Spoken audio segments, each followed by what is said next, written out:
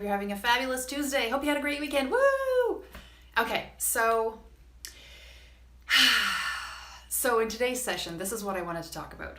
Have you ever gone to a site and especially with, I design e-learning, I design interactive episodes and scenarios. And if you do, then hey, say hi. But one of the things that I find happens is you'll go to this software place and they'll have like 3.5 million assets, right? And you're like, whoa, like, I don't think the human brain is actually able to like quantify in their mind what that actually is like when you're designing something to have 3.5 million assets. That's just insane, right? And I had a question the other day come through me saying, I'm trying to be creative here and I'm trying to think outside of the box. But it's very hard to think outside of the box when I have these goals. I know what I'm supposed to do with my learning, and then I just get completely overwhelmed by just like, where the heck do I start, right? And I don't know if this has ever happened to you, where it's like the conundrum of options. And there's actually a study about this. Get this.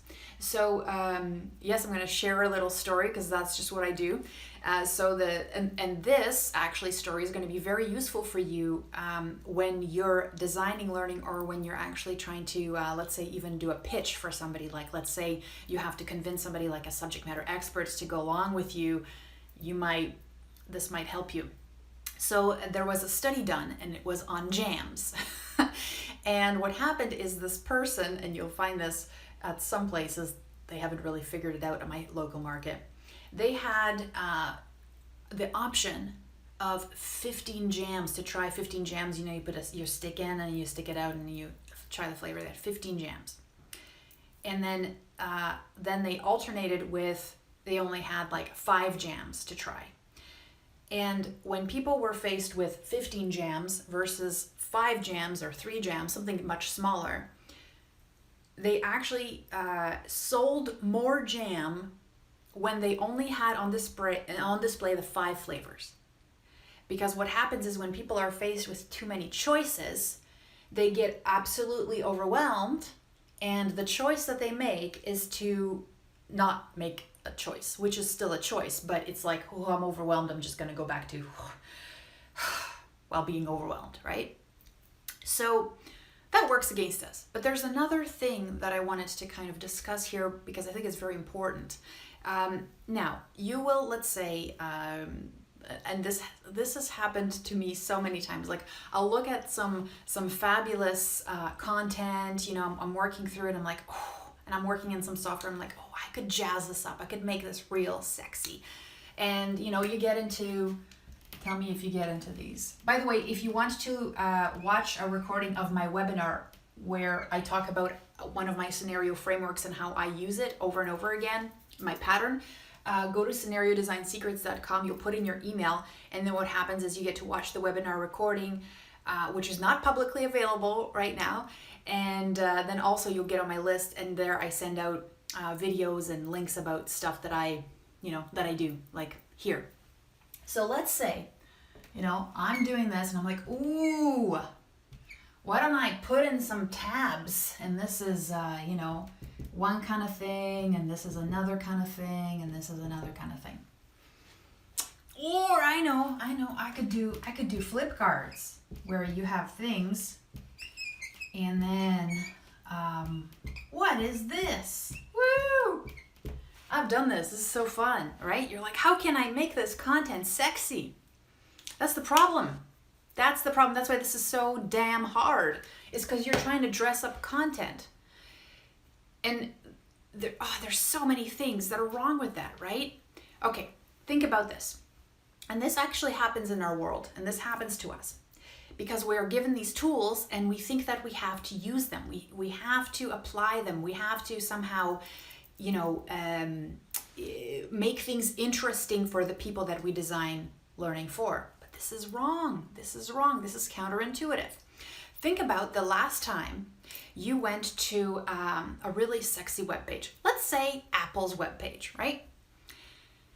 Now, there's this thing in our circles which is called death by scrolling. It does not exist. It is not true. Okay, just let's not ever say that again. There's no death by scrolling. There's death by clicking. And this is what we're doing. We're basically saying, hey, here's some useful content for you. I mean, I don't know why you're looking for it. You might find it, by clicking this button, or you might find it clicking this button, or you might find it clicking this button. On a web page, that would drive you nuts, right? If you're trying to find something, you're trying to make things searchable, if the content is actually relevant and a resource, this is annoying, right? This is terrible. This is only cool if you're actually trying to pick the one that's right. This is only good for a question, maybe, right? So if I laid it all out nicely, and then you could actually go on one long page, read through it like a sweet, sweet book, and then you could actually search, do Control F and search through it if you were looking for a specific topic. And if it was nicely organized into bullets and things that I could easily scan on the web, that makes a beautiful content page. But that's the problem, is we're trying to design content and we're trying to turn content into learning, which it is not, right? Content is not learning. Content is just content. It's just stuff. If content was learning, then everybody who went on Wikipedia would already be a genius, but they're not, because you have to put it in context. You have to see it in the way you're applying it in everyday life. How is this useful to me? I have to figure that out first. So all this stuff, all these assets, this is just icing on a strategy that you're implementing that's way deeper than that, right?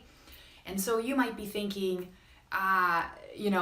why am I struggling so much with this? How come every single page I design is so much work and I can't be as creative as all these other people? Well, let me tell you, you don't have to be. You don't have to be. What you have to do is up front, make a couple of really strategic decisions, and then everything else will flow. And I'll have some examples for you. And some of you may have seen these examples. Others not. That's great. I love introducing new things to people because, one of the things you think is, everybody's seen this. It's old hat. No, it ain't. It's awesome. All right. So hold on. Let me get my handy whiteboard towel. All right. Guys, I've only had half a cup of coffee this morning. Yes. All right. Beautiful. Thank you, towel. Okay. So, frameworks, beautiful, beautiful frameworks. One of the things I talk about in all of my learning with my students who design scenarios is that you cannot walk in those conversations. You cannot start your scenarios with the idea that everything's a blank page. No carte blanche here. You don't want to do this because this hates you back. This makes you doubt yourself. This makes you overwhelmed because this is infinite choice, right? And that's almost the exact, as we get 3.5 million assets, that's infinite choice. And what happens with infinite choice? You go, what the heck? And you make bad decisions. And also what happens is, if you give your team infinite choice, then you might not end up with what you're looking for, which is, in my case, what I'm building with my students is interactive episodes, scenarios, right? Scenarios wrapped in story, agency, decision-making, together, to make a beautiful baby that's called an interactive episode. Awesome stuff. So the way you do that, though, is you don't go, hey, we're just going to be so creative here, because creativity happens in constraints. So what you want to do is you want to establish a framework. And everybody's like, whoa, what do I do? I don't know any frameworks. Yeah, you do. You do. You just have to pay attention. Let me tell you. What's a framework, really, at its base? It's just a repeatable pattern, right? Something that, So let's say, what's a scenario? What's an interactive episode? Let's just do this. At its most basic, right? Here's your framework. This is the setup for your magical story, and what the challenge is. What are we trying to accomplish? Where are we trying to get somebody to? And this is a decision they have to make, and this is a decision, and then this is at the end. How it wraps up. What's the conclusion? Did they make it? Did they rescue the princess? Did they find the elixir? Did they achieve their goal? Did they make it to top sales pro? Woo! So, and then within this is super simple, and let's keep it this way for now, because you can add a couple more decisions in between, and baby, you're ready. And then this decision framework is also very simple, super simple.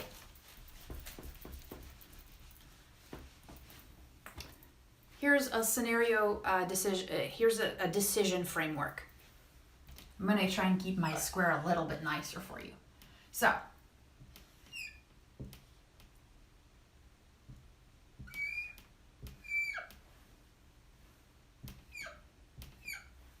set up for your decision, option, consequence. Option 2, consequence. Option 3, consequence. And then, if you want, feedback. There's lots of places to put feedback, and I'll actually talk about that in different video, because that's something that a lot of people struggle with, because you'll inevitably get the person who says, but I want to include all the info. And you're like, where does it go in here though? Where does it go? There's no room. There's places for it. It's all good. Don't stress out about it. Ease the pain. Ease the pain. All right. So here's the thing. This isn't, when you're doing this, when you're trying to get good at stuff, and you do get good at stuff, doing the right stuff starts to feel a little boring, right? You're like, but this isn't exciting. I do this. This isn't exciting. Guys, the framework doesn't have to be exciting. Never. It's the repetition of really good strategies over time that creates massive successes, massive results. So this is one of the things I want you to think about, is that we're trying to reinvent the wheel every time. But what if you just use a framework that works, a framework that delivers results, and be creative within it. Now, this is the thing. You don't have to be creative. The people that are working, we have context. We don't have to be like the Pixar people who are like, okay, we've got a global audience and we have to engage them somehow. Let's come up with an amazing story that 9 out of 10 people will love. How do we do that? You don't have to do any of that stuff. You are off the hook. Listen, all you have to do is talk to people who are in your workplace, who are top performers, people who are not top performers, figure out what the problem is, where they're struggling, what's the context, what's the decisions that some people make better than others, and then wrap a story around that. So you don't have to be creative. You actually can go to the real world. You don't have to come up with all this stuff yourself. You just pull it from the context of the real world and then pull it in. And guess what? If it's relevant to me as the person who's working in your workplace and making those decisions, I'm gonna love it. I'm gonna love it. This is the other thing that I just wanted to share because I think we forget about it and it's kind of interesting. So what happens, and I've seen this and the guys have done this, right? When you have a module or e-learning or some sort of story, and every page you're like, I gotta delight them. I gotta be special. It's gotta be new and fresh so they stick around and they're engaged. Well, let me tell you, when you have a solid story and you have really solid decisions, let's just go back to this model that I call the string of pearls model, right?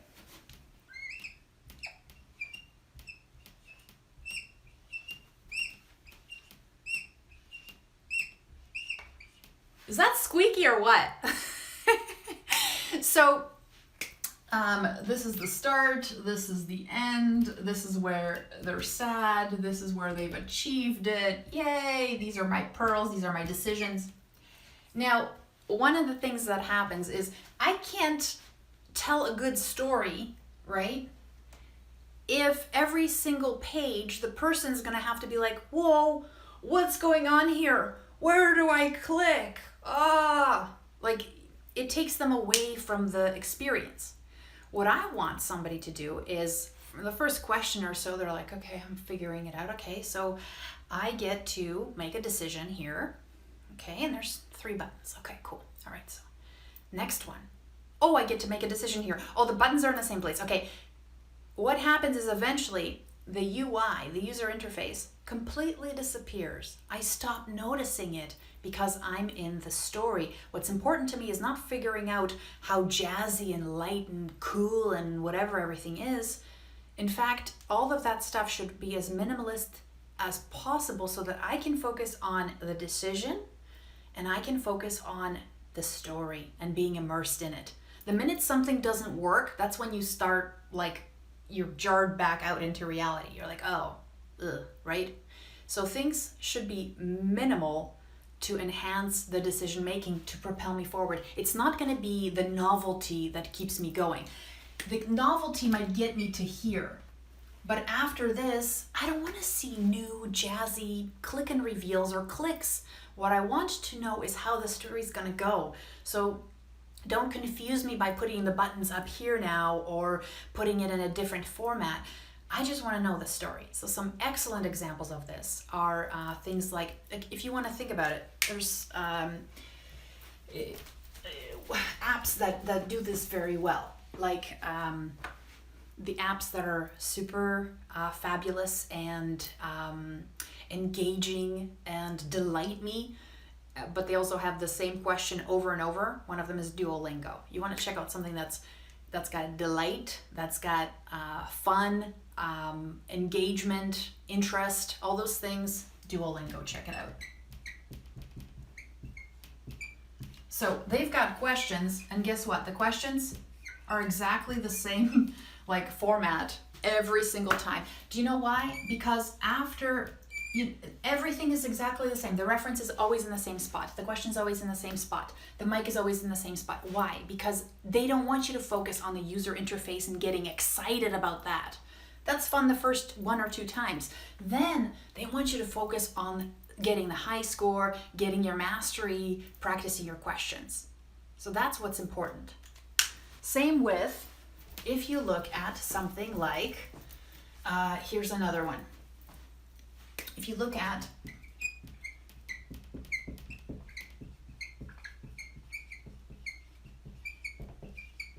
brokencoworker.com, there's a bit of a setup, right? And after you get through the setup, we are basically bombarding you with a question,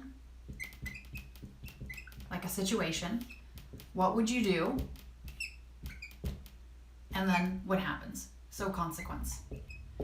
After a while, see, the thing is, you're designing that so you think, oh, they're going to be like, again? No, they're excited. They know what to do. Now they're just thinking about what they're going to do. They're not thinking about how they're going to do it. They're going to think about what they're going to do.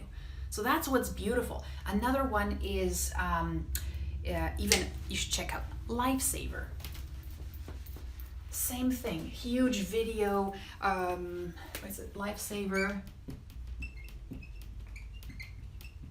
I think it's co.uk. Anyways, look it up. Look up Lifesaver. Lifesaver. Huge video production, fabulous, and their interface, 2 buttons. Sometimes 1. This or this. This or this. Am I ever going, oh, 2 buttons again? No. I'm like, whoa, what decision do I make? What decision do I make? Because these are both such compelling decisions. So the user interface to me disappears. I don't look at the branding. I don't look at the logos. I don't look at the font. The font is just there to enhance my experience, readability, all those things. So stop thinking about being creative. You actually have an advantage.